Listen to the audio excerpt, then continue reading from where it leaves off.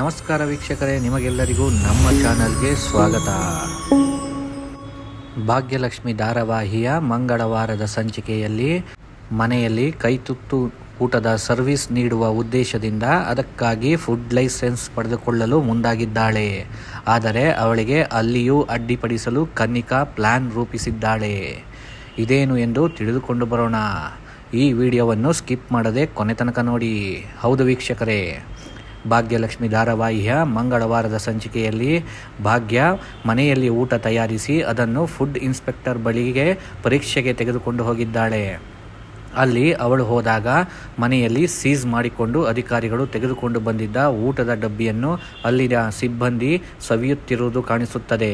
ಅಷ್ಟರಲ್ಲಿ ಅಲ್ಲಿಗೆ ಬಂದ ಅಧಿಕಾರಿಯ ಜೊತೆ ಭಾಗ್ಯ ಲೈಸೆನ್ಸ್ ಅರ್ಜಿ ಸಲ್ಲಿಸುವುದು ಹೇಗೆ ಎಂದು ಕೇಳುತ್ತಾಳೆ. ಅದಕ್ಕೆ ಆತ ಅಲ್ಲಿದ್ದ ಸಿಬ್ಬಂದಿ ತೋರಿಸಿ ಅವರಲ್ಲಿ ಕೇಳಿ ಎನ್ನುತ್ತಾನೆ. ನಂತರ ಭಾಗ್ಯ ಬಳಿ ದುಡ್ಡು ತೆಗೆದುಕೊಂಡು ಎಣಿಸಿಕೊಂಡು ಜೋಬಿಗೆ ಇಳಿಸುತ್ತಾನೆ. ಭಾಗ್ಯಳ ಊಟವನ್ನು ಅಲ್ಲಿನ ಸಿಬ್ಬಂದಿ ಬಾಯಿ ತುಂಬ ತಿಂದು ಹೊಗಳುತ್ತಾರೆ. ಖುಷಿಯಿಂದ ಅವರು ಊಟ ಮಾಡುವುದನ್ನು ನೋಡಿ ಭಾಗ್ಯಗೆ ಕಣ್ಣು ತುಂಬಿ ಬರುತ್ತದೆ.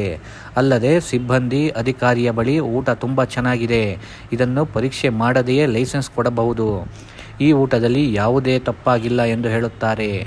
ಆಗ ಅಧಿಕಾರಿ ಕೋಪದಿಂದ, ನನ್ನ ಕೆಲಸ ನೀವು ಮಾಡುವುದು ಬೇಡ, ನನಗೆ ಬುದ್ಧಿ ಹೇಳುವುದು ಬೇಡ, ನಿಮ್ಮ ಕೆಲಸ ನೀವು ನೋಡಿಕೊಳ್ಳಿ ಎಂದು ಗದರುತ್ತಾನೆ.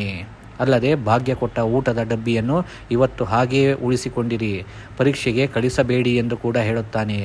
ಸಿಬ್ಬಂದಿ ಯಾಕೆ ಎಂದು ಪ್ರಶ್ನಿಸಿದಾಗ, ನಾಳೆ ಕೊಟ್ಟರೆ ಊಟ ಹಾಳಾಗಿರುತ್ತದೆ, ಅದರಿಂದ ರಿಪೋರ್ಟ್ ಕೂಡ ಹಾಗೆಯೇ ಬರುತ್ತದೆ, ಆದ್ದರಿಂದ ಭಾಗ್ಯ ಊಟ ಚೆನ್ನಾಗಿಲ್ಲ ಎಂದು ಲೈಸೆನ್ಸ್ ಸಿಗುವುದಿಲ್ಲ, ನನಗೆ ಬೇಕಾಗಿರುವುದು ಅದು. ಭಾಗ್ಯಗೆ ಲೈಸೆನ್ಸ್ ಸಿಗಬಾರದು ಎಂದು ಹೇಳಿ ಹೊರಗಡೆ ಹೊರಡುತ್ತಾನೆ. ಸಿಬ್ಬಂದಿ ಅಧಿಕಾರಿಯ ಮಾತು ಕೇಳಿ ಮುಖ ನೋಡಿಕೊಳ್ಳುತ್ತಾರೆ. ಆದರೆ ಭಾಗ್ಯಗೆ ಇದ್ಯಾವುದರ ಅರಿವಿರುವುದಿಲ್ಲ.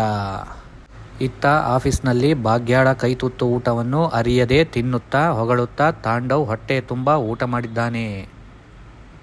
ಇದಲ್ಲದೆ ಶ್ರೇಷ್ಠ ಜೊತೆ ರಾತ್ರಿಗೂ ಇದೇ ಊಟವನ್ನು ಆರ್ಡರ್ ಮಾಡುವಂತೆ ಹೇಳಿದ್ದಾನೆ. ಅದರಂತೆ ಶ್ರೇಷ್ಠ ಕೈತುತ್ತು ಮನೆ ಊಟದ ಸರ್ವಿಸ್ಗೆ ಕರೆ ಮಾಡಿ ಅತ್ತ ಭಾಗ್ಯ ಕರೆ ಸ್ವೀಕರಿಸಿದ್ದಾಳೆ. ಇದು ಭಾಗ್ಯ ಎಂದು ಶ್ರೇಷ್ಠಗೆ ಗೊತ್ತಾಗಿ ಕರೆ ಕಟ್ ಮಾಡಿದ್ದಾಳೆ. ಇಷ್ಟು ದಿನ ತಾಂಡವ್ ರುಚಿಯಾಗಿದೆ ಎಂದು ಹೊಗಳಿ ಊಟ ಸವಿದಿದ್ದು ಭಾಗ್ಯನ ಕೈತುತ್ತು ಊಟ ಎಂದು ಅವಳಿಗೆ ಅರಿವಾಗುತ್ತದೆ. ಅಷ್ಟರಲ್ಲಿ ಕನ್ನಿಕಾ ಕೂಡ ಕರೆ ಮಾಡಿ ಭಾಗ್ಯಳ ಮನೆಗೆ ಅಧಿಕಾರಿಗಳು ದಾಳಿ ಮಾಡಿ ಫುಡ್ ಸೀಸ್ ಮಾಡಿದ್ದಾರೆ, ಅವಳಿಗೆ ಇನ್ನೂ ಲೈಸೆನ್ಸ್ ಸಿಗದೆ ಊಟದ ಸರ್ವಿಸ್ ನೀಡಲು ಸಾಧ್ಯವಿಲ್ಲ ಎಂದು ಹೇಳುತ್ತಾಳೆ. ಇದನ್ನು ಕೇಳಿ ಶ್ರೇಷ್ಠ ಮತ್ತು ತಾಂಡವ್ ಖುಷಿಪಡುತ್ತಾರೆ. ಅಲ್ಲಿಗೆ ಭಾಗ್ಯಲಕ್ಷ್ಮಿ ಧಾರಾವಾಹಿಯ ಮಂಗಳವಾರದ ಸಂಚಿಕೆ ಮುಕ್ತಾಯವಾಗುತ್ತದೆ. ಈಗ ಭಾಗ್ಯ ತಾಂಡವ್, ಶ್ರೇಷ್ಠ ಮತ್ತು ಕನ್ನಿಕಾಳ ಹೊಸ ಸಂಚನ್ನು ಹೇಗೆ ಎದುರಿಸುತ್ತಾಳೆ ಎಂಬುದನ್ನು ಮುಂದಿನ ಸಂಚಿಕೆಯಲ್ಲಿ ತಿಳಿದುಕೊಳ್ಳಬೇಕಾಗಿದೆ.